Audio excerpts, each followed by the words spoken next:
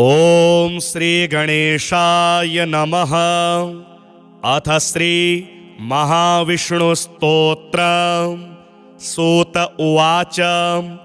ते गत्वा देवदेवेशं रमानाथं जगद्गुरुं विष्णुं कमलपत्राक्षं दद्रशुः प्रभयान्वितं स्तोत्रेण तुष्टुवुर्भक्त्या गदगदस्वरसत्कृताः देवा ऊचुः जय विष्णो रमेशाद्य महापुरुषपूर्वज दैत्यारे कामजनक सर्वकामफलप्रद महावराह गोविन्द महायज्ञस्वरूपक महाविष्णो ध्रुवेशाद्य जगदुत्पत्तिकारण मत्स्यावतारे देवानाम् उद्धाराधाररूपकं सत्यव्रतधराधीश मत्स्यरूपाय ते नमः। जयाकूपारदैत्यारे सुरकार्यसमर्पकम् अमृताप्तिकरेशान कूर्मरूपाय ते नमः। जयादिदैत्यनाशार्थ मादिशूकररूपधृक् मह्युद्धारकृतोद्योगं कोलरूपाय ते नमः। नारसिंहं वपुः कृत्वा महादैत्यं ददारयः करजैर्वरदृप्ताङ्गं तस्मै नृहरये नमः। वामनं रूपमास्थाय त्रैलोक्यैश्वर्यमोहितं बलिं सञ्चलयामास तस्मै वामनरूपिणे दुष्टशत्रविनाशाय सहस्रकरशत्रवे रेणुकागर्भजाताय जामदग्न्याय ते नमः। दुष्टराक्षसपौलस्त्य शिरश्छेदपटीयसे श्रीमद्दाशरथे तुभ्यं नमोऽनन्तक्रमाय च कंसदुर्योधनाद्यैश्च दैत्यैः पृथिवीशलाञ्छनैः भाराक्रान्तां महीयोषां उज्जहार महाविभुः धर्मं संस्थापयामास पापं कृत्वा सुदूरतः तस्मै कृष्णाय देवाय नमोस्तु बहुधा विभो। दुष्टयज्ञविघाताय पशुहिंसानिवृत्तये बौद्धरूपं दधौ योऽसौ तस्मै देवाय ते नमः। म्लेच्छप्रायेऽखिले लोके दुष्टराजन्यपीडिते कल्किरूपं समादध्यौ देवदेवाय ते नमः। दशावतारास्ते देव भक्तानां रक्षणाय वै दुष्टदैत्यविघाताय तस्मात् त्वं सर्वदुःखहृत जय भक्तार्तिनाशाय धृतं नारीजलात्मसु रूपं येन त्वया देव कोऽन्यस्त्वत्तोदयानिधिः इत्येवं देवदेवेशं स्तुत्वा श्रीपीतवाससं प्रणेर्मुर्भक्तिसहिताः साष्टाङ्गं विभुधर्षभाः तेषां स्तवं समाकर्ण्य देवः श्रीपुरुषोत्तमः उवाच विबुधान् सर्वान् हर्षयच्छे गदाधरः। श्रीभगवानुवाच प्रसन्नोऽस्मि स्तवेनाहं देवास्तापं विमुञ्चथ भवतां नाशयिष्यामि दुःखं परमदुःसहं वृणध्वं च वरं मत्तो देवः परमदुर्लभं ददामि परमप्रीतः स्तवस्यास्य प्रसादतः य एतत् पठते स्तोत्रं कल्य उत्थाय मानवः मयि भक्तिं परां कृत्वा न तं शोकः स्पृशेत् कदा अलक्ष्मीः कालकर्णी च नाक्रामे तद्गृहं सुराः नोपसर्गान् वेताला न ग्रहा ब्रह्मराक्षसाः न रोगा वातिकाः पेत्ताः श्लेष्मसम्भविनस्तथा नाकालमरणं तस्य कदापि च भविष्यति सन्ततिश्चिरकालस्था भोगाः सर्वे सुखादयः सम्भविष्यन्ति तन्मर्त्य गृहे यः स्तोत्रपाठकः किं पुनर्बहुनोक्तेन स्तोत्रं सर्वार्थसाधकम् एतस्य पठनात् नृणां भुक्तिमुक्ति न दूरतः देवा भवत्सु यद्दुःखं कथ्यतां तदसंशयं नाशयामि न सन्देहश्चात्र कार्योऽणुरेव च एवं श्रीभगवद्वाक्यं श्रुत्वा सर्वे दिवौकसः प्रसन्नमनसः सर्वे पुनरुचुर्वृषाकपिं ते गत्वा देवदेवेशं रमानाथं जगद्गुरुं विष्णुं कमलपत्राक्षं दद्रशुः प्रभयान्वितं स्तोत्रेण तुष्टुवुर्भक्त्या गदगदस्वरसत्कृताः देवा ऊचुः जय विष्णो रमेशाद्य महापुरुषपूर्वज दैत्यारे कामजनक सर्वकामफलप्रद महावराह गोविन्द महायज्ञस्वरूपक महाविष्णो ध्रुवेशाद्य जगदुत्पत्तिकारण मत्स्यावतारे देवानाम् उद्धाराधाररूपक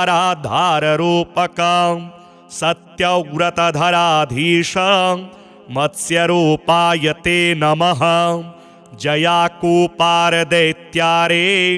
सुरकार्यसमर्पक अमृताप्तिकरेशान कूर्मरूपाय ते नमः जयादिदैत्यनाशार्थ मादिशूकररूपधृक् मह्युद्धारकृतोद्योग कोलरूपाय ते नमः नारसिंहं वपुः कृत्वा महादैत्यं ददारयः करजैर्वरदृप्ताङ्गं तस्मै नृहरये नमः वामनं रूपमास्थाय त्रैलोक्यैश्वर्यमोहितं बलिं सञ्चलयामास तस्मै वामनरूपिणे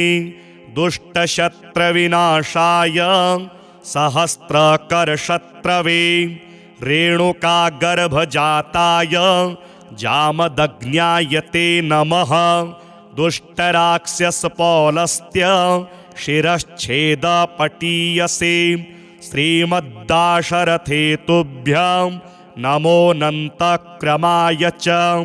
कंसदुर्योधनाद्यैश्च दैत्यैः पृथिवीशलाञ्छनैः भाराक्रान्तां महीयोषां उज्जहार महाविभुः धर्मं संस्थापयामास पापं कृत्वा सुदूरतः तस्मै कृष्णाय देवाय नमोस्तु बहुधा विभो दुष्टयज्ञविघाताय पशुहिंसानिवृत्तये बौद्धरूपं दधौ योऽसौ तस्मै देवाय ते नमः म्लेच्छप्रायेऽखिले लोके दुष्टराजन्यपीडिते कल्किरूपं समादद्यौ देवदेवाय ते नमः दशावतारास्ते देव भक्तानां रक्षणाय वै दुष्टदैत्यविघाताय तस्मात् त्वं सर्वदुःखहृत जय भक्तार्तिनाशाय धृतं नारीजलात्मसु रूपं येन त्वया देव कोऽन्यस्त्वत्तोदयानिधिः इत्येवं देवदेवेशं स्तुत्वा श्रीपीतवाससं प्रणेर्मुर्भक्तिसहिताः साष्टाङ्गं विभुधर्षभाः तेषां स्तवं समाकर्ण्य देवः श्रीपुरुषोत्तमः उवाच विबुधान् सर्वान् हर्षयच्छे गदाधरः श्रीभगवानुवाच प्रसन्नोऽस्मि स्तवेनाहं देवास्तापं विमुञ्चथ भवतां नाशयिष्यामि दुःखं परमदुःसहं वृणध्वं च वरं मत्तो देवः परमदुर्लभं ददामि परमप्रीतः स्तवस्यास्य प्रसादतः य एतत् पठते स्तोत्रं कल्य उत्थाय मानवः मयि भक्तिं परां कृत्वा न तं शोकः स्पृशेत् कदा अलक्ष्मीः कालकर्णी च नाक्रामेतद्गृहं सुराः नोपसर्गान् वेताला न ग्रहा ब्रह्मराक्षसाः न रोगावातिकः पेत्ताः श्लेष्मसम्भविनस्तथा नाकालमरणं तस्य कदापि च भविष्यति सन्ततिश्चिरकालस्था भोगाः सर्वे सुखादयः सम्भविष्यन्ति तन्मर्त्य गृहे यः स्तोत्रपाठकः किं पुनर्बहुनोक्तेन स्तोत्रं सर्वार्थसाधकम् एतस्य पठनात् नृणां भुक्तिमुक्ति न दूरतः देवा भवत्सु यद्दुःखं कथ्यतां तदसंशयं नाशयामि न सन्देहश्चात्र कार्योऽणुरेव च एवं श्रीभगवद्वाक्यं श्रुत्वा सर्वे दिवौकसः प्रसन्नमनसः सर्वे पुनरुचुर्वृषाकपिं ते गत्वा देवदेवेशं रमानाथं जगद्गुरुं विष्णुं कमलपत्राक्षं दद्रशुः प्रभयान्वितं स्तोत्रेण तुष्टुवुर्भक्त्या गदगदस्वरसत्कृताः देवा ऊचुः जय विष्णो रमेशाद्य महापुरुषपूर्वजं दैत्यारे कामजनकं सर्वकामफलप्रदं महावराह गोविन्दं महायज्ञस्वरूपकं महाविष्णो ध्रुवेशाद्यं जगदुत्पत्तिकारणं मत्स्यावतारे देवानाम् उद्धाराधाररूपकं सत्यव्रतधराधीशं मत्स्यरूपाय ते नमः जयाकूपारदैत्यारे सुरकार्यसमर्पकम् अमृताप्तिकरेशानं कूर्मरूपाय ते नमः जयादिदैत्यनाशार्थं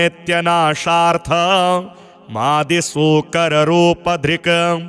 मह्युद्धारकृतोद्योगं कोलरूपाय ते नमः नारसिंहं वपुः कृत्वा महादैत्यं ददारयः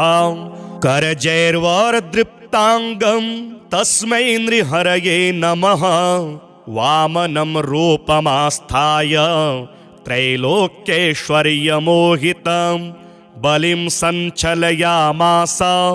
तस्मै वामनरूपिणे दुष्टशत्रविनाशाय सहस्रकरशत्रवे रेणुकागर्भजाताय जामदग्न्याय ते नमः दुष्टराक्षसपौलस्त्य शिरश्छेदपटीयसे श्रीमद्दाशरथे तुभ्यं नमोऽनन्तक्रमाय च कंसदुर्योधनाद्यैश्च दैत्यैः पृथिवीशलाञ्छनैः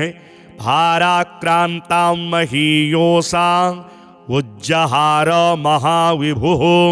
धर्मं संस्थापयामास पापं कृत्वा सुदूरतः तस्मै कृष्णाय देवाय नमोऽस्तु बहुधा विभो दुष्टयज्ञविघाताय पशुहिंसानिवृत्तये बौद्धरूपं दधौ योऽसौ तस्मै देवाय ते नमः म्लेच्छप्रायेऽखिले लोके दुष्टराजन्यपीडिते कल्किरूपं समादध्यौ देवदेवाय ते नमः दशावतारास्ते देव भक्तानां रक्षणाय वै दुष्टदैत्यविघाताय तस्मात् त्वं सर्वदुःखहृत जय भक्तार्तिनाशाय धृतं नारीजलात्मसु रूपं येन त्वया देव कोऽन्यस्त्वत्तोदयानिधिः इत्येवं देवदेवेशं स्तुत्वा श्रीपीतवाससं प्रणेर्मुर्भक्तिसहिताः साष्टाङ्गं विभुधर्षभाः तेषां स्तवं समाकर्ण्य देवः श्रीपुरुषोत्तमः उवाच विबुधान् सर्वान् हर्षयच्छे गदाधरः श्रीभगवानुवाच प्रसन्नोऽस्मि स्तवेनाहं देवास्तापं विमुञ्चथ भवतां नाशयिष्यामि दुःखं परमदुःसहं वृणध्वं च वरं मत्तो देवः परमदुर्लभं ददामि परमप्रीतः स्तवस्यास्य प्रसादतः य एतत् पठते स्तोत्रं कल्य उत्थाय मानवः मयि भक्तिं परां कृत्वा न तं शोकः स्पृशेत् कदा अलक्ष्मीः कालकर्णी च नाक्रामेतद्गृहं सुराः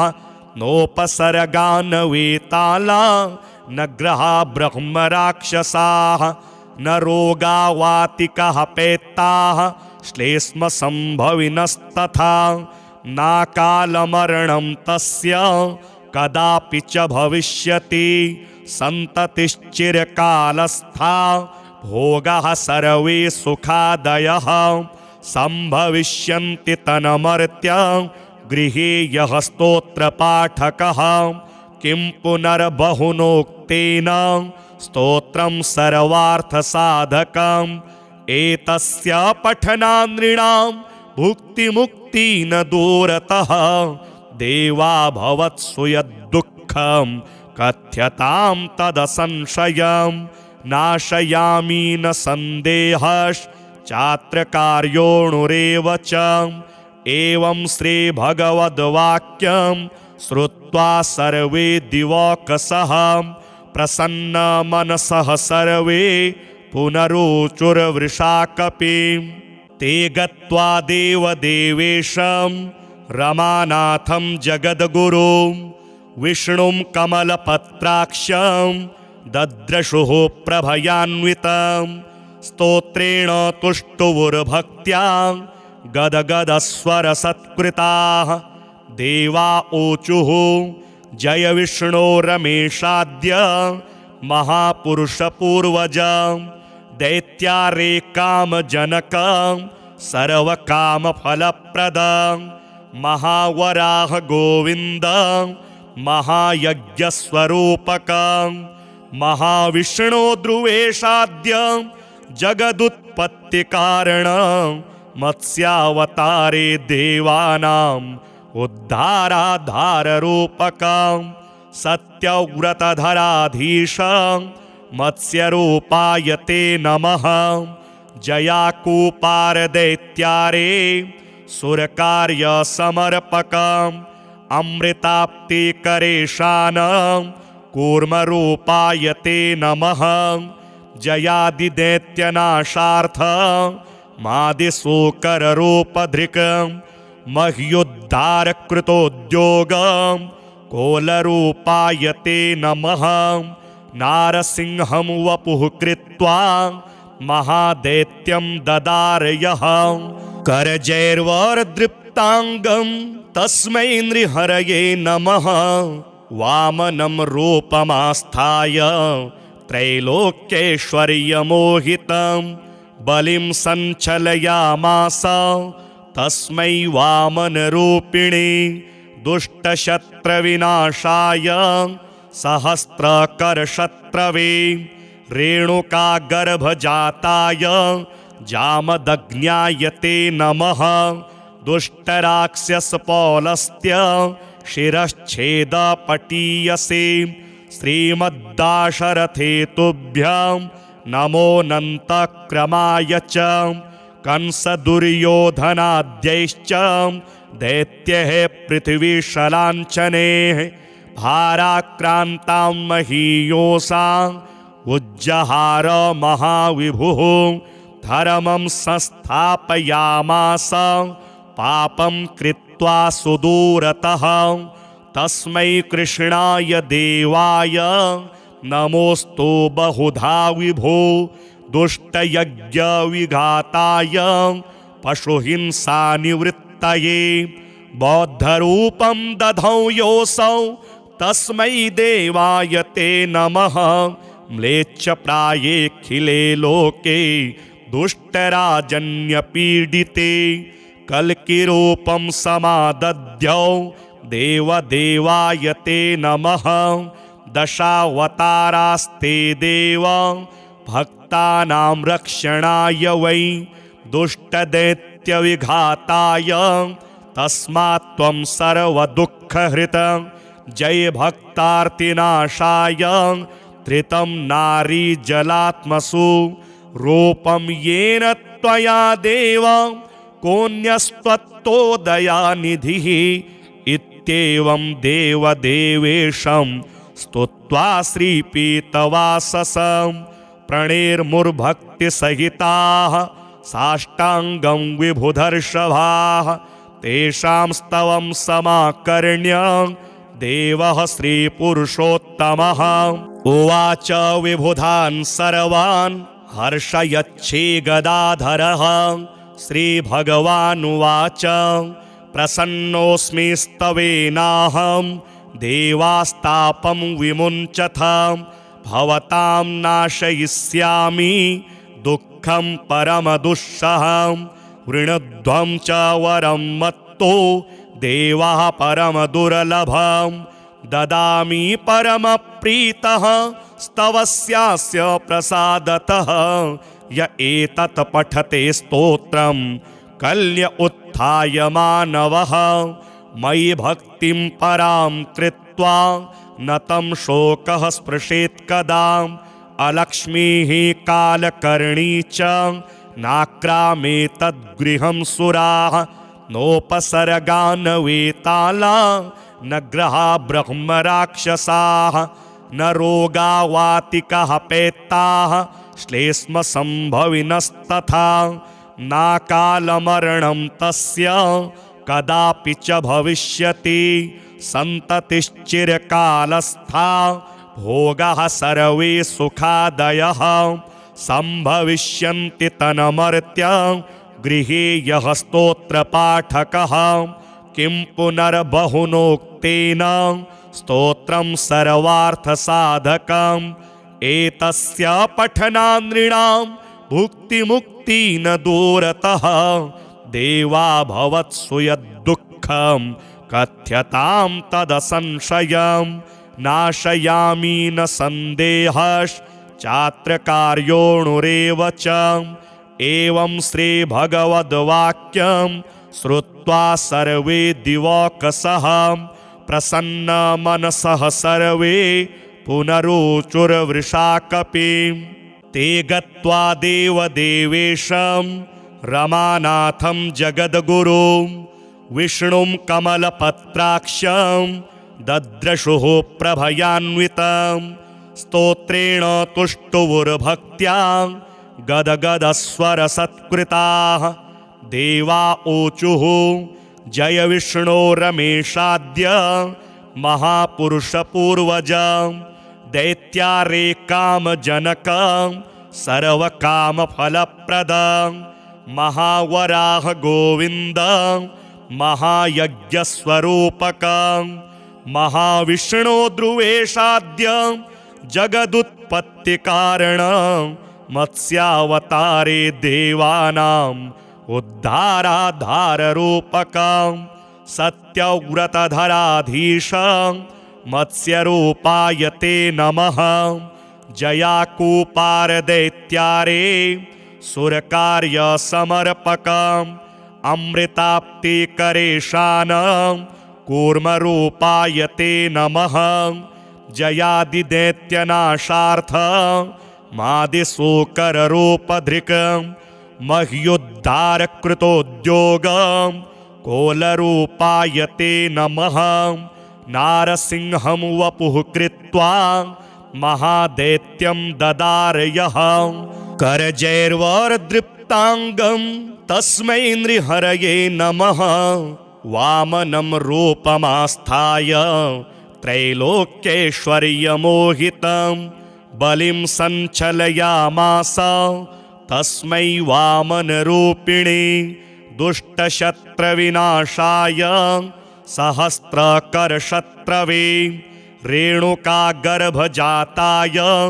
जामदग्न्याय ते नमः दुष्टराक्षसपौलस्त्य शिरश्छेदपटीयसे श्रीमद्दाशरथे तुभ्यं नमोऽनन्तक्रमाय च कंसदुर्योधनाद्यैश्च दैत्यैः पृथिवीशलाञ्छनैः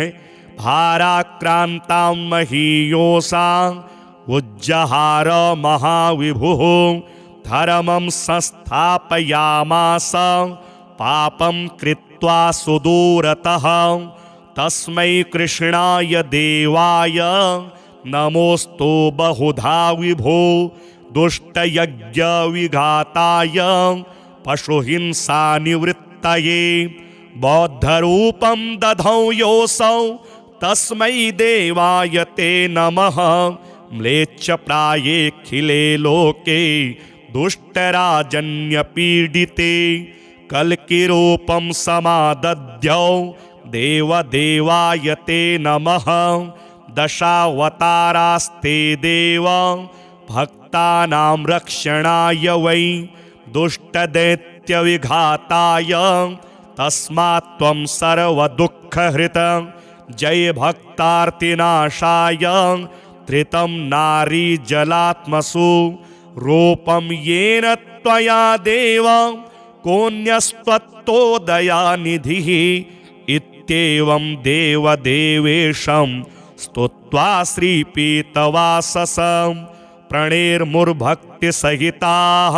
साष्टाङ्गं विभुधर्षभाः तेषां स्तवं समाकर्ण्य देवः श्रीपुरुषोत्तमः उवाच विबुधान् सर्वान् हर्षयच्छे गदाधरः श्रीभगवानुवाच प्रसन्नोऽस्मि स्तवेनाहं देवास्तापं विमुञ्चथ भवतां नाशयिष्यामि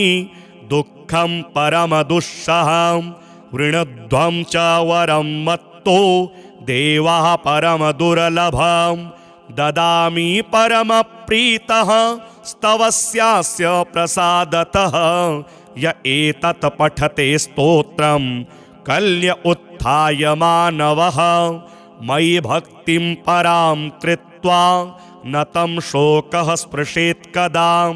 अलक्ष्मीः कालकर्णी च नाक्रामेतद्गृहं सुराः नोपसर्गान्वेताला न ग्रहा ब्रह्मराक्षसाः न रोगावातिकाः पैत्ताः श्लेष्मसम्भविनस्तथा नाकालमरणं तस्य कदापि च भविष्यति सन्ततिश्चिरकालस्था भोगाः सर्वे सुखादयः सम्भविष्यन्ति तन्मर्त्य गृहे यः स्तोत्रपाठकः किं पुनर्बहुनोक्तेन स्तोत्रं सर्वार्थसाधकम् एतस्य पठनात् नृणां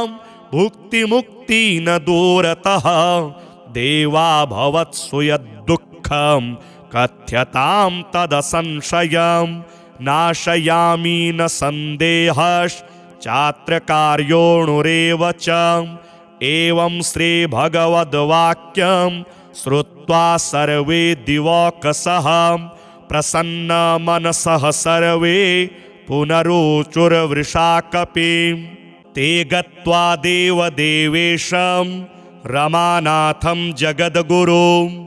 विष्णुं कमलपत्राक्षं दद्रशुः प्रभयान्वितं स्तोत्रेण तुष्टुवुर्भक्त्या गदगदस्वरसत्कृताः देवा ऊचुः जय विष्णो रमेशाद्य महापुरुषपूर्वजं दैत्यारे कामजनकं सर्वकामफलप्रदं महावराह गोविन्दं महायज्ञस्वरूपकं महाविष्णो ध्रुवेशाद्यं जगदुत्पत्तिकारणं मत्स्यावतारे देवानाम् उद्धाराधाररूपकं सत्यव्रतधराधीशं मत्स्यरूपाय ते नमः जयाकूपारदैत्यारे सुरकार्यसमर्पकम् अमृताप्तिकरेशानं कूर्मरूपाय ते नमः जयादिदैत्यनाशार्थं मादिशूकररूपधृकं मह्युद्धारकृतोद्योगं कोलरूपाय ते नमः नारसिंहं वपुः कृत्वा महादैत्यं ददारयः करजैर्वरदृप्ताङ्गं तस्मै नृहरये नमः वामनं रूपमास्थाय त्रैलोक्यैश्वर्यमोहितं बलिं सञ्चलयामास तस्मै वामनरूपिणे दुष्टशत्रविनाशाय सहस्रकरशत्रवे रेणुकागर्भजाताय जामदग्न्याय ते नमः दुष्टराक्षसपौलस्त्य शिरश्छेदपटीयसे श्रीमद्दाशरथे तुभ्यं नमोऽनन्तक्रमाय च कंसदुर्योधनाद्यैश्च दैत्यैः पृथिवीशलाञ्छनैः भाराक्रान्तां महीयोषाम् उज्जहार महाविभुः धर्मं संस्थापयामास पापं कृत्वा सुदूरतः तस्मै कृष्णाय देवाय नमोऽस्तु बहुधा विभो दुष्टयज्ञविघाताय पशुहिंसानिवृत्तये बौद्धरूपं दधौ योऽसौ तस्मै देवाय ते नमः म्लेच्छप्रायेऽखिले लोके दुष्टराजन्यपीडिते कल्किरूपं समादध्यौ देवदेवाय ते नमः दशावतारास्ते देव भक्तानां रक्षणाय वै दुष्टदैत्यविघाताय तस्मात् त्वं सर्वदुःखहृतं जय भक्तार्तिनाशाय धृतं नारीजलात्मसु रूपं येन त्वया देव कोऽन्यस्त्वत्तोदयानिधिः इत्येवं देवदेवेशं स्तुत्वा श्रीपीतवाससं प्रणेर्मुर्भक्तिसहिताः साष्टाङ्गं विभुधर्षभाः तेषां स्तवं समाकर्ण्य देवः श्रीपुरुषोत्तमः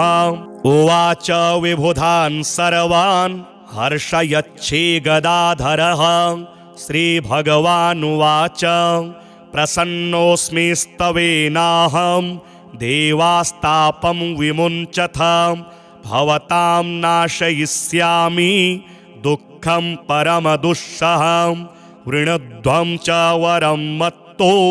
देवः परमदुर्लभं ददामि परमप्रीतः स्तवस्यास्य प्रसादतः य एतत् पठते स्तोत्रं कल्य उत्थाय मानवः मयि भक्तिं परां कृत्वा न तं शोकः स्पृशेत् कदा अलक्ष्मीः कालकर्णी च नाक्रामे तद्गृहं सुराः नोपसर्गान् वेताला न ग्रहा ब्रह्मराक्षसाः न रोगा वातिकाः पैत्ताः श्लेष्मसम्भविनस्तथा नाकालमरणं तस्य कदापि च भविष्यति सन्ततिश्चिरकालस्था भोगाः सर्वे सुखादयः सम्भविष्यन्ति तन्मर्त्य गृहे यः स्तोत्रपाठकः किं पुनर्बहुनोक्तेन स्तोत्रं सर्वार्थसाधकम् एतस्य पठनात् नृणां भुक्तिमुक्ति न दूरतः देवा भवत्सु यद्दुःखं कथ्यतां तदसंशयं नाशयामि न सन्देहश्चात्र कार्योऽणुरेव च एवं श्रीभगवद्वाक्यं श्रुत्वा सर्वे दिवौकसः प्रसन्नमनसः सर्वे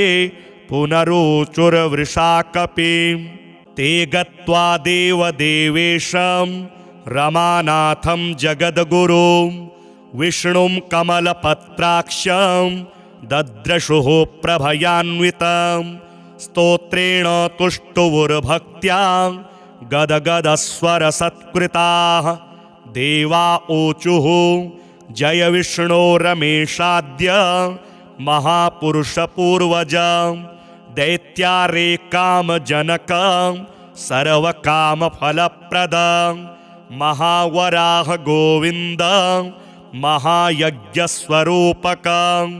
महाविष्णो ध्रुवेशाद्य जगदुत्पत्तिकारण मत्स्यावतारे देवानाम् उद्धाराधाररूपक सत्यव्रतधराधीश मत्स्यरूपाय ते नमः जयाकूपारदैत्यारे सुरकार्यसमर्पक अमृताप्तिकरेशान कूर्मरूपाय ते नमः जयादिदैत्यनाशार्थ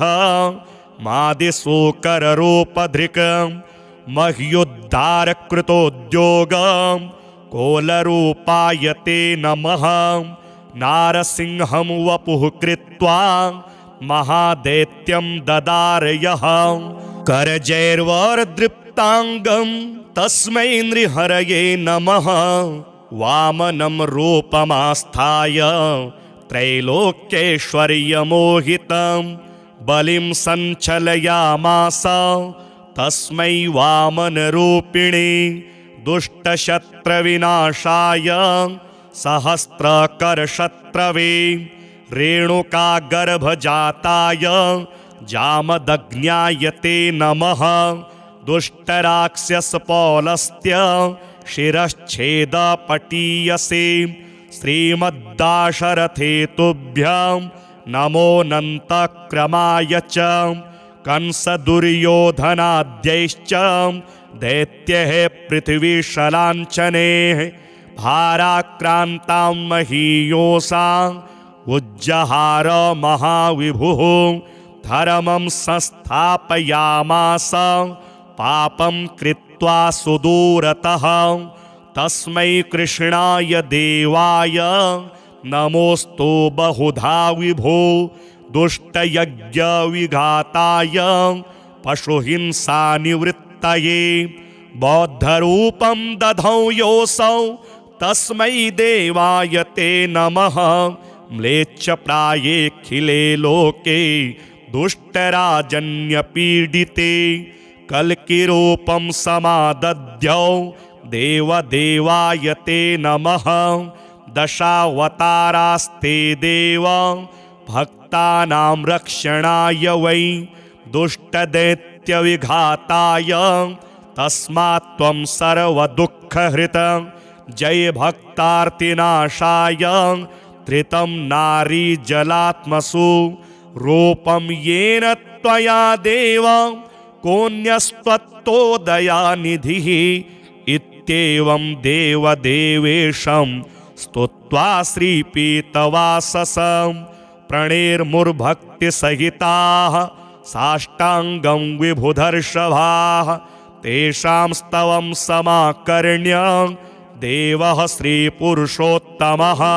उवाच विबुधान् सर्वान् हर्षयच्छे गदाधरः श्रीभगवानुवाच प्रसन्नोऽस्मि स्तवेनाहं देवास्तापं विमुञ्चथ भवतां नाशयिष्यामि दुःखं परमदुःसहं वृणध्वं च वरं मत्तो देवः परमदुर्लभं ददामि परमप्रीतः स्तवस्यास्य प्रसादतः य एतत् पठते स्तोत्रं कल्य उत्थाय मानवः मयि भक्तिं परां कृत्वा न तं शोकः स्पृशेत् कदा अलक्ष्मीः कालकर्णी च नाक्रामेतद्गृहं सुराः नोपसर्गान् वेताला न ग्रहा ब्रह्मराक्षसाः न रोगावातिकः पेत्ताः श्लेष्मसम्भविनस्तथा नाकालमरणं तस्य कदापि च भविष्यति सन्ततिश्चिरकालस्था भोगाः सर्वे सुखादयः सम्भविष्यन्ति तन्मर्त्य गृहे यः स्तोत्रपाठकः किं पुनर्बहुनोक्तेन स्तोत्रं सर्वार्थसाधकम् एतस्य पठनान् नृणां भुक्तिमुक्ति न दूरतः देवा भवत्सु यद्दुःखं कथ्यतां तदसंशयं नाशयामि न सन्देहश्चात्र कार्योऽणुरेव च एवं श्रीभगवद्वाक्यं श्रुत्वा सर्वे दिवौकसः प्रसन्नमनसः सर्वे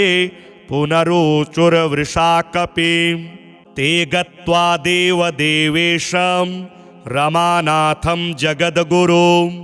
विष्णुं कमलपत्राक्षं दद्रशुः प्रभयान्वितं स्तोत्रेण तुष्टुवुर्भक्त्या गदगदस्वरसत्कृताः देवा ऊचुः जय विष्णो रमेशाद्य महापुरुषपूर्वजं दैत्यारे कामजनकं सर्वकामफलप्रदं महावराह गोविन्दं महायज्ञस्वरूपकं महाविष्णो ध्रुवेशाद्यं जगदुत्पत्तिकारणं मत्स्यावतारे देवानाम् उद्धाराधाररूपकं सत्यव्रतधराधीशं मत्स्यरूपाय ते नमः जयाकूपारदैत्यारे सुरकार्यसमर्पकम् अमृताप्तिकरेशानं कूर्मरूपाय ते नमः जयादिदैत्यनाशार्थं मादिशूकररूपधृकं मह्युद्धारकृतोद्योगं कोलरूपाय ते नमः नारसिंहं वपुः कृत्वा महादैत्यं ददारयः करजैर्वरदृप्ताङ्गं तस्मै नृहरये नमः वामनं रूपमास्थाय त्रैलोक्यैश्वर्यमोहितं बलिं सञ्चलयामास तस्मै वामनरूपिणे दुष्टशत्रविनाशाय सहस्रकरशत्रवे रेणुकागर्भजाताय जामदग्न्याय ते नमः दुष्टराक्षसपौलस्त्य शिरश्छेदपटीयसे श्रीमद्दाशरथे तुभ्यं नमोऽनन्तक्रमाय च कंसदुर्योधनाद्यैश्च दैत्यैः पृथिवीशलाञ्छनैः भाराक्रान्तां महीयोषां उज्जहार महाविभुः धर्मं संस्थापयामास पापं कृत्वा सुदूरतः तस्मै कृष्णाय देवाय नमोऽस्तु बहुधा विभो दुष्टयज्ञविघाताय पशुहिंसानिवृत्तये बौद्धरूपं दधौ योऽसौ तस्मै देवाय ते नमः म्लेच्छप्रायेऽखिले लोके दुष्टराजन्यपीडिते कल्किरूपं समादध्यौ देवदेवाय ते नमः दशावतारास्ते देव भक्तानां रक्षणाय वै दुष्टदैत्यविघाताय तस्मात् त्वं सर्वदुःखहृत जय भक्तार्तिनाशाय धृतं नारीजलात्मसु रूपं येन त्वया देव कोऽन्यस्त्वत्तोदयानिधिः इत्येवं देवदेवेशं स्तुत्वा श्रीपीतवाससं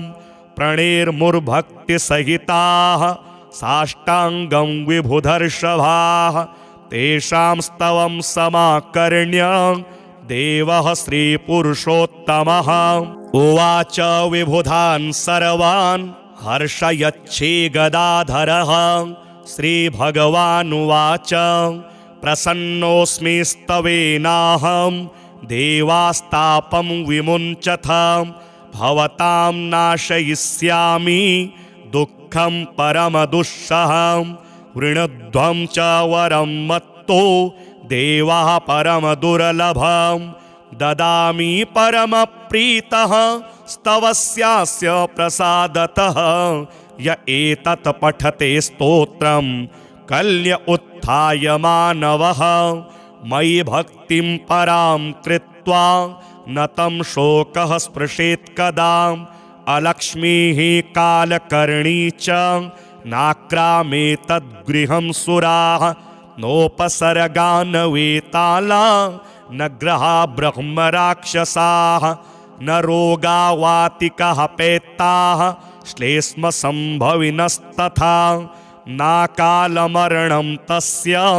कदापि च भविष्यति सन्ततिश्चिरकालस्था भोगाः सर्वे सुखादयः सम्भविष्यन्ति तन्मर्त्य गृहे यः स्तोत्रपाठकः किं पुनर्बहुनोक्तेन स्तोत्रं सर्वार्थसाधकम् एतस्य पठनात् नृणां भुक्तिमुक्ति न दूरतः देवा भवत्सु यद्दुःखं कथ्यतां तदसंशयं नाशयामि न सन्देहश्चात्र कार्योऽणुरेव च एवं श्रीभगवद्वाक्यं श्रुत्वा सर्वे दिवौकसः प्रसन्नमनसः सर्वे पुनरुचुर्वृषाकपिं ते गत्वा देवदेवेशं रमानाथं जगद्गुरुं विष्णुं कमलपत्राक्षं दद्रशुः प्रभयान्वितं स्तोत्रेण तुष्टुवुर्भक्त्या गदगदस्वरसत्कृताः देवा ऊचुः जय विष्णो रमेशाद्य महापुरुषपूर्वजं दैत्यारे कामजनकं सर्वकामफलप्रदं महावराह गोविन्दं महायज्ञस्वरूपकं महाविष्णो ध्रुवेशाद्यं जगदुत्पत्तिकारणं मत्स्यावतारे देवानाम् उद्धाराधाररूपकं सत्यव्रतधराधीशं मत्स्यरूपाय ते नमः जयाकूपारदैत्यारे सुरकार्यसमर्पकम् अमृताप्तिकरेशानं कूर्मरूपाय ते नमः जयादिदैत्यनाशार्थं मादिशूकररूपधृकं मह्युद्धारकृतोद्योगं कोलरूपाय ते नमः नारसिंहं वपुः कृत्वा महादैत्यं ददारयः करजैर्वरदृप्ताङ्गं तस्मै नृहरये नमः वामनं रूपमास्थाय त्रैलोक्यैश्वर्यमोहितं बलिं सञ्चलयामास तस्मै वामनरूपिणे दुष्टशत्रविनाशाय सहस्रकरशत्रवे रेणुकागर्भजाताय जामदग्न्याय ते नमः दुष्टराक्षसपौलस्त्य शिरश्छेदपटीयसे श्रीमद्दाशरथे तुभ्यं नमोऽनन्तक्रमाय च कंसदुर्योधनाद्यैश्च दैत्यैः पृथिवीशलाञ्छनैः भाराक्रान्तां महीयोषाम् उज्जहार महाविभुः धर्मं संस्थापयामास पापं कृत्वा सुदूरतः तस्मै कृष्णाय देवाय नमोऽस्तु बहुधा विभो दुष्टयज्ञविघाताय पशुहिंसानिवृत्तये बौद्धरूपं दधौ योऽसौ तस्मै देवाय ते नमः म्लेच्छप्रायेऽखिले लोके दुष्टराजन्यपीडिते कल्किरूपं समादध्यौ देवदेवाय ते नमः दशावतारास्ते देव भक्तानां रक्षणाय वै दुष्टदैत्यविघाताय तस्मात् त्वं सर्वदुःखहृत जय भक्तार्तिनाशाय धृतं नारीजलात्मसु रूपं येन त्वया देव कोऽन्यस्त्वत्तोदयानिधिः इत्येवं देवदेवेशं स्तुत्वा श्रीपीतवाससं प्रणेर्मुर्भक्तिसहिताः साष्टाङ्गं विभुधर्षभाः तेषां स्तवं समाकर्ण्य देवः श्रीपुरुषोत्तमः उवाच विबुधान् सर्वान् हर्षयच्छे गदाधरः श्रीभगवानुवाच प्रसन्नोऽस्मि स्तवेनाहं देवास्तापं विमुञ्चथ भवतां नाशयिष्यामि दुःखं परमदुःसहं वृणध्वं च वरं मत्तो देवः परमदुर्लभं ददामि परमप्रीतः स्तवस्यास्य प्रसादतः य एतत् पठते स्तोत्रं कल्य उत्थाय मानवः मयि भक्तिं परां कृत्वा न तं शोकः स्पृशेत् कदा अलक्ष्मीः कालकर्णी च नाक्रामेतद्गृहं सुराः नोपसर्गान् वेताला न ग्रहा ब्रह्मराक्षसाः न रोगा वातिकाः पैत्ताः श्लेष्मसम्भविनस्तथा नाकालमरणं तस्य कदापि च भविष्यति सन्ततिश्चिरकालस्था भोगाः सर्वे सुखादयः सम्भविष्यन्ति तन्मर्त्य गृहे यः स्तोत्रपाठकः किं पुनर्बहुनोक्तेन स्तोत्रं सर्वार्थसाधकम् एतस्य पठनात् नृणां भुक्तिमुक्ति न दूरतः देवा भवत्सु यद्दुःखं कथ्यतां तदसंशयं नाशयामि न सन्देहश्चात्रकार्योऽणुरेव च एवं श्रीभगवद्वाक्यं श्रुत्वा सर्वे दिवौकसः प्रसन्नमनसः सर्वे पुनरुचुर्वृषाकपिं ते गत्वा देवदेवेशं रमानाथं जगद्गुरुं विष्णुं कमलपत्राक्षं दद्रशुः प्रभयान्वितं स्तोत्रेण तुष्टुवुर्भक्त्या गदगदस्वरसत्कृताः देवा ऊचुः जय विष्णो रमेशाद्य महापुरुषपूर्वज दैत्यारे कामजनक सर्वकामफलप्रद महावराह गोविन्द महायज्ञस्वरूपक महाविष्णो ध्रुवेशाद्य जगदुत्पत्तिकारण मत्स्यावतारे देवानाम् उद्धाराधाररूपक सत्यव्रतधराधीश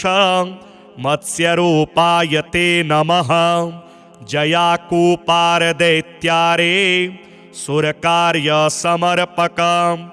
अमृताप्तिकरेशान कूर्मरूपाय ते नमः जयादिदैत्यनाशार्थ मादिशूकररूपधृक् मह्युद्धारकृतोद्योगं कोलरूपाय ते नमः। नारसिंहं वपुः कृत्वा महादैत्यं ददारयः करजैर्वरदृप्ताङ्गं तस्मै नृहरये नमः। वामनं रूपमास्थाय त्रैलोक्यैश्वर्यमोहितं बलिं सञ्चलयामास तस्मै वामनरूपिणे। दुष्टशत्रविनाशाय सहस्रकरशत्रवे रेणुकागर्भजाताय जामदग्न्याय ते नमः। दुष्टराक्षसपौलस्त्य शिरश्छेदपटीयसे श्रीमद्दाशरथे तुभ्यं नमोऽनन्तक्रमाय च। कंसदुर्योधनाद्यैश्च दैत्यैः पृथिवीशलाञ्छनैः भाराक्रान्तां महीयोषां उज्जहार महाविभुः। धर्मं संस्थापयामास पापं कृत्वा सुदूरतः। तस्मै कृष्णाय देवाय नमोऽस्तु बहुधा विभो। दुष्टयज्ञविघाताय पशुहिंसानिवृत्तये बौद्धरूपं दधौ योऽसौ तस्मै देवाय ते नमः। म्लेच्छप्रायेऽखिले लोके दुष्टराजन्यपीडिते कल्किरूपं समादध्यौ देवदेवाय ते नमः। दशावतारास्ते देव भक्तानां रक्षणाय वै दुष्टदैत्यविघाताय तस्मात् त्वं सर्वदुःखहृत। जय भक्तार्तिनाशाय धृतं नारीजलात्मसु रूपं येन त्वया देव कोऽन्यस्त्वत्तोदयानिधिः। इत्येवं देवदेवेशं स्तुत्वा श्रीपीतवाससं प्रणेर्मुर्भक्तिसहिताः साष्टाङ्गं विभुधर्षभाः। तेषां स्तवं समाकर्ण्य देवः श्रीपुरुषोत्तमः उवाच विबुधान् सर्वान् हर्षयच्छे गदाधरः। श्रीभगवानुवाच प्रसन्नोऽस्मि स्तवेनाहं देवास्तापं विमुञ्चथ। भवतां नाशयिष्यामि दुःखं परमदुःसहं। वृणध्वं च वरं मत्तो देवः परमदुर्लभं। ददामि परमप्रीतः स्तवस्यास्य प्रसादतः। य एतत् पठते स्तोत्रं कल्य उत्थाय मानवः। मयि भक्तिं परां कृत्वा न तं शोकः स्पृशेत् कदा। अलक्ष्मीः कालकर्णी च नाक्रामेतद्गृहं सुराः। नोपसर्गान् वेताला न ग्रहा ब्रह्मराक्षसाः। न रोगा वातिकः पैत्ताः श्लेष्मसम्भविनस्तथा। नाकालमरणं तस्य कदापि च भविष्यति। सन्ततिश्चिरकालस्था भोगाः सर्वे सुखादयः। सम्भविष्यन्ति तन्मर्त्य गृहे यः स्तोत्रपाठकः। किं पुनर्बहुनोक्तेन स्तोत्रं सर्वार्थसाधकम्। एतस्य पठनान् नृणां भुक्तिमुक्ति न दूरतः। देवा भवत्सु यद्दुःखं कथ्यतां तदसंशयं। नाशयामि न सन्देहश्चात्र कार्योऽणुरेव च। एवं श्रीभगवद्वाक्यं श्रुत्वा सर्वे दिवौकसः प्रसन्नमनसः सर्वे पुनरुचुर्वृषाकपिं। ते गत्वा देवदेवेशं रमानाथं जगद्गुरुं विष्णुं कमलपत्राक्षं दद्रशुः प्रभयान्वितं। स्तोत्रेण तुष्टुवुर्भक्त्या गदगदस्वरसत्कृताः देवा ऊचुः जय विष्णो रमेशाद्य महापुरुषपूर्वज दैत्यारे कामजनक सर्वकामफलप्रद महावराह गोविन्द महायज्ञस्वरूपक महाविष्णो ध्रुवेशाद्य जगदुत्पत्तिकारण मत्स्यावतारे देवानाम् उद्धाराधाररूपक सत्यव्रतधराधीश मत्स्यरूपाय ते नमः जयाकूपारदैत्यारे सुरकार्यसमर्पक अमृताप्तिकरेशान कूर्मरूपाय ते नमः जयादिदैत्यनाशार्थ मादिशूकररूपधृक् मह्युद्धारकृतोद्योग कोलरूपाय ते नमः नारसिंहं वपुः कृत्वा महादैत्यं ददारयः करजैर्वरदृप्ताङ्गं तस्मै नृहरये नमः वामनं रूपमास्थाय त्रैलोक्यैश्वर्यमोहितं बलिं सञ्चलयामास तस्मै वामनरूपिणे दुष्टशत्रविनाशाय सहस्रकरशत्रवे रेणुकागर्भजाताय जामदग्न्याय ते नमः दुष्टराक्षसपौलस्त्य शिरश्छेदपटीयसे श्रीमद्दाशरथे तुभ्यं नमोऽनन्तक्रमाय च कंसदुर्योधनाद्यैश्च दैत्यैः पृथिवीशलाञ्छनैः भाराक्रान्तां महीयोषाम् उज्जहार महाविभुः धर्मं संस्थापयामास पापं कृत्वा सुदूरतः तस्मै कृष्णाय देवाय नमोऽस्तु बहुधा विभो दुष्टयज्ञविघाताय पशुहिंसानिवृत्तये बौद्धरूपं दधौ योऽसौ तस्मै देवाय ते नमः म्लेच्छप्रायेऽखिले लोके दुष्टराजन्यपीडिते कल्किरूपं समादध्यौ देवदेवाय ते नमः दशावतारास्ते देव भक्तानां रक्षणाय वै दुष्टदैत्यविघाताय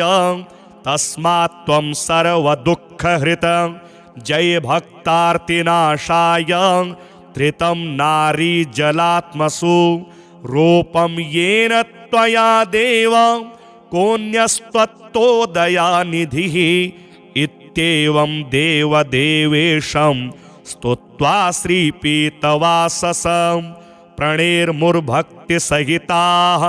साष्टाङ्गं विभुधर्षभाः तेषां स्तवं समाकर्ण्य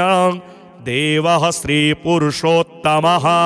उवाच विबुधान् सर्वान् हर्षयच्छे गदाधरः श्रीभगवानुवाच प्रसन्नोऽस्मि स्तवेनाहं देवास्तापं विमुञ्चथ भवतां नाशयिष्यामि दुःखं परमदुःसहं वृणध्वं च वरं मत्तो देवाः परमदुर्लभं ददामि परमप्रीतः स्तवस्यास्य प्रसादतः य एतत् पठते स्तोत्रं कल्य उत्थाय मानवः मयि भक्तिं परां कृत्वा न तं शोकः स्पृशेत् कदा अलक्ष्मीः कालकर्णी च नाक्रामेतद्गृहं सुराः नोपसर्गान् वेताला न ग्रहा ब्रह्मराक्षसाः न रोगा वातिकाः पैत्ताः श्लेष्मसम्भविनस्तथा नाकालमरणं तस्य कदापि च भविष्यति सन्ततिश्चिरकालस्था भोगाः सर्वे सुखादयः सम्भविष्यन्ति तन्मर्त्य गृहे यः स्तोत्रपाठकः किं पुनर्बहुनोक्तेन स्तोत्रं सर्वार्थसाधकम् एतस्य पठनात् नृणां भुक्तिमुक्ति न दूरतः देवा भवत्सु यद्दुःखं कथ्यतां तदसंशयं नाशयामि न सन्देहश्चात्र कार्योऽणुरेव च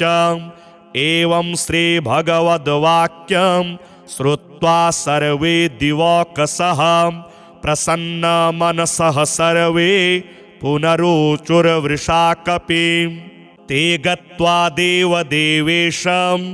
रमानाथं जगद्गुरुं विष्णुं कमलपत्राक्षं दद्रशुः प्रभयान्वितं स्तोत्रेण तुष्टुवुर्भक्त्या गदगदस्वरसत्कृताः देवा ऊचुः जय विष्णो रमेशाद्य महापुरुषपूर्वजं दैत्यारे कामजनकं सर्वकामफलप्रदं महावराह गोविन्दं महायज्ञस्वरूपकं महाविष्णो ध्रुवेशाद्यं जगदुत्पत्तिकारणं मत्स्यावतारे देवानाम् उद्धाराधाररूपकं सत्यव्रतधराधीशं मत्स्यरूपाय ते नमः जयाकूपारदैत्यारे सुरकार्यसमर्पकम् अमृताप्तिकरेशानं कूर्मरूपाय ते नमः जयादिदैत्यनाशार्थं मादिशूकररूपधृकं मह्युद्धारकृतोद्योगं कोलरूपाय ते नमः नारसिंहं वपुः कृत्वा महादैत्यं ददारयः करजैर्वरदृप्ताङ्गं तस्मै नृहरये नमः वामनं रूपमास्थाय त्रैलोक्यैश्वर्यमोहितं बलिं सञ्चलयामास तस्मै वामनरूपिणे दुष्टशत्रविनाशाय सहस्रकरशत्रवे रेणुकागर्भजाताय जामदग्न्याय ते नमः दुष्टराक्षसपौलस्त्य शिरश्छेदपटीयसे श्रीमद्दाशरथे तुभ्यं नमोऽनन्तक्रमाय च कंसदुर्योधनाद्यैश्च दैत्यैः पृथिवीशलाञ्छनैः भाराक्रान्तां महीयोषाम् उज्जहार महाविभुः धर्मं संस्थापयामास पापं कृत्वा सुदूरतः तस्मै कृष्णाय देवाय नमोऽस्तु बहुधा विभो दुष्टयज्ञविघाताय पशुहिंसानिवृत्तये बौद्धरूपं दधौ योऽसौ तस्मै देवाय ते नमः म्लेच्छप्रायेऽखिले लोके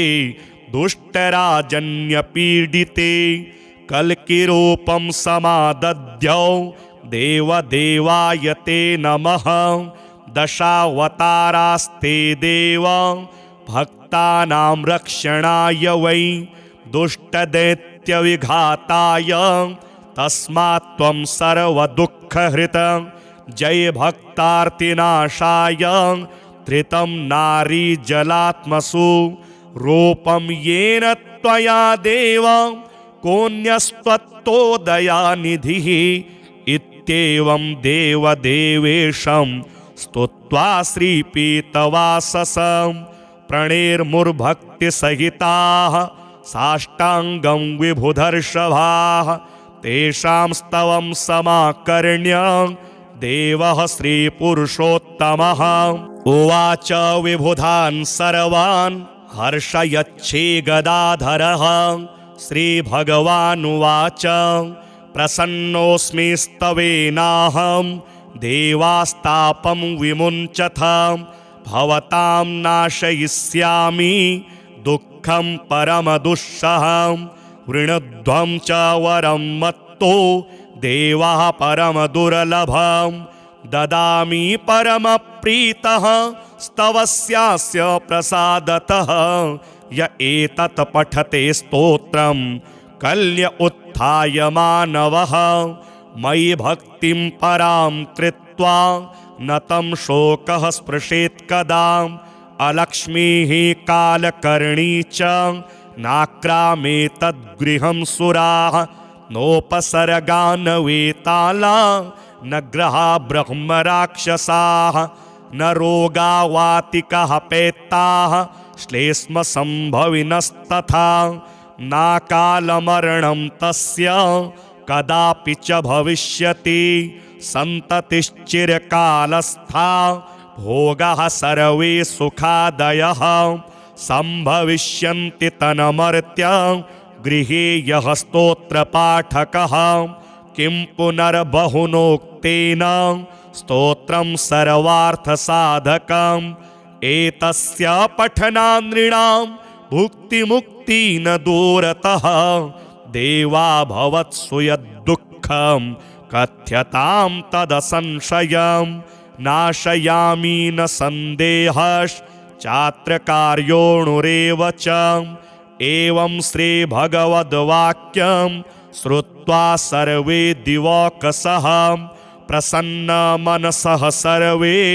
पुनरुचुर्वृषा कपिम्।